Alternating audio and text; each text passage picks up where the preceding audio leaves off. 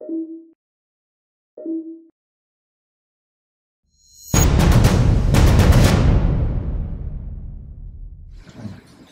ça nous a amené jusqu'à, donc tu avais dit à partir de 9 ans, Après, c'est ça. voilà, et après, donc il a quand même grandi, je pris de nouvelles catégories d'âge, et comment ça s'est passé là?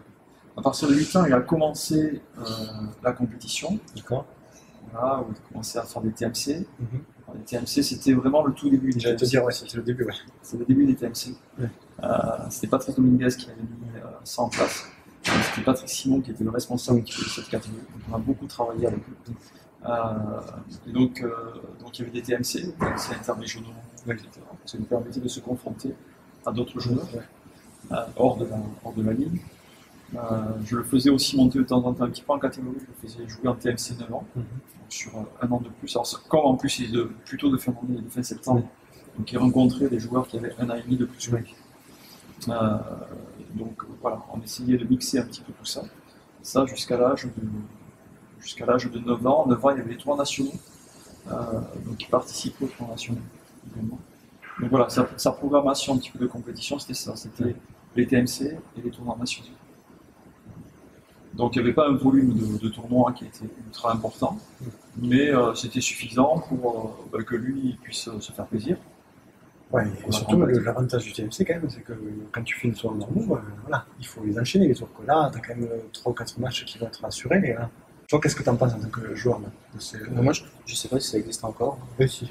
Mais moi, j'aimais beaucoup, vraiment, parce que tu savais que même si tu perdais ton premier match, tu continuais à jouer. Ouais. Quoi. Et puis après, à cet âge-là, on était sur le terrain pour s'amuser, pas vraiment pour gagner les matchs ou quoi. Ouais.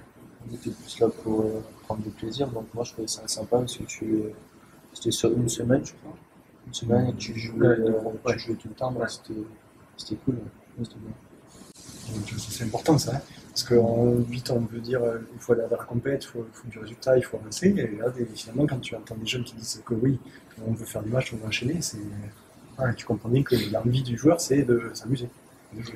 Après, on a toujours été, lui, ça faisait partie de son ADN de jouer. Et nous, on a toujours été aussi dans cette. Quand je dis nous, c'est parce que dans le nous, j'associe les parents. Oui. On a été toujours dans cette logique-là d'avoir une vision à long terme, pas à court terme.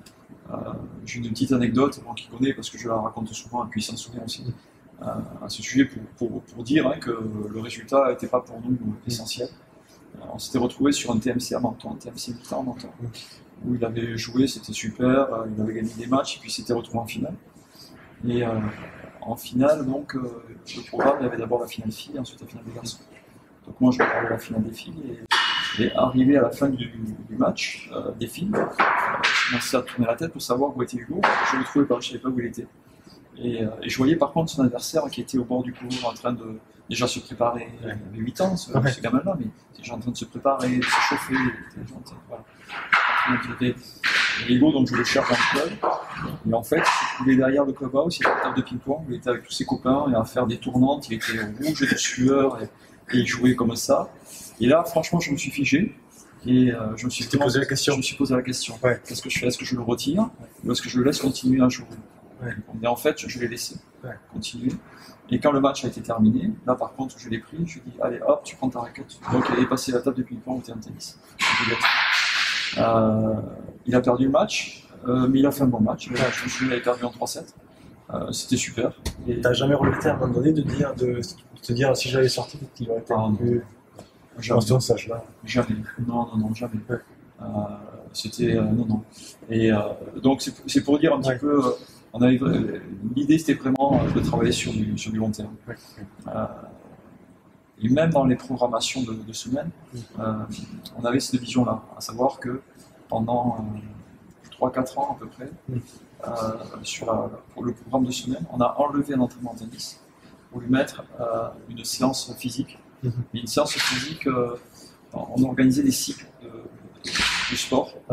Donc on a fait des cycles de natation, on a fait des cycles de VTT, on a fait des cycles d'escalade, on a fait des cycles de taekwondo, on a fait des cycles qui duraient 3 mois. Je pense que c'est super ça.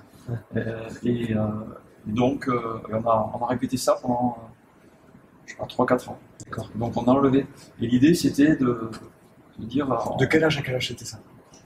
On a commencé de 8 à 12 avec nous, 8 D'accord. à 13, jusqu'au moment où il a basculé ensuite sur les C'est coachs. hyper intéressant parce que souvent on voit beaucoup d'enfants qui sont cloisonnés à faire que du tennis à cet âge-là. Et moi je trouve ça dommage, tu sais, de pouvoir passer par d'autres sports et développer ses compétences et ses aptitudes autrement. Qu'est-ce que tu en penses, Olivier? Est-ce que tu vois vraiment, je pense que oui, mais est-ce que tu vois cet intérêt et l'utilité d'avoir fait tout ça? Oui, bah D'avoir fait tous forcément. ces sports. Après, on le ressent pas forcément en ce moment, quoi, Oui. mais c'est plus sur du long terme, comme Marc l'a dit. Mais moi, je trouve que c'est important aussi de couper entre guillemets Ouais. le tennis, faire une autre activité, ça te permet de sortir du tennis. Donc, je trouve ça intéressant et puis ça travaille Mais tu une continues bonne ça, chose, quoi. ouais. Donc, c'est intéressant aussi.